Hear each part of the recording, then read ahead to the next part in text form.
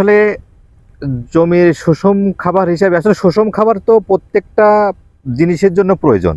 অবশ্যই। যেমন একজন মানুষের জন্য সুষম খাবার প্রয়োজন, একজন বাচ্চার জন্য সুষম খাবার প্রয়োজন, একটা ফসলের জন্যও কিন্তু সুষম খাবার প্রয়োজন।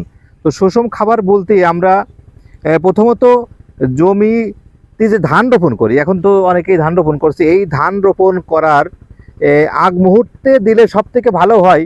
আর যদি কেউ না পারে তো 5 দিন 7 দিন বয়স হয়ে গেলেও দিতে পারবে। সেটা হচ্ছে যে আপনার জৈব সার এবং রাসায়নিক সার একসাথে মিশ্রণ করে জমিতে প্রয়োগ করলে ওইটা হচ্ছে জমির সুষম খাবার। ওইটা প্রয়োগ করতে হবে, প্রয়োগ করলে ওই জমির ফসলটা সব থেকে ভালো গ্রো করবে। আচ্ছা, এই সুষম খাবারটা কোন সময় দিতে হবে জমিতে? জমির সুষম খাবারটা মূলত জমিতে ধান রোপণের আগ মুহূর্তে দিলে সব থেকে ভালো হয়। আর যদি কেউ দিতে না পারে সময় স্বল্পতার কারণে, তাহলে সে ধান রোপণের 5-7 দিন পরে দিলেও সমস্যা নাই, এতে কোনো সমস্যার সম্মুখীন হবে না। ধন্যবাদ। ধন্যবাদ আপনাকে।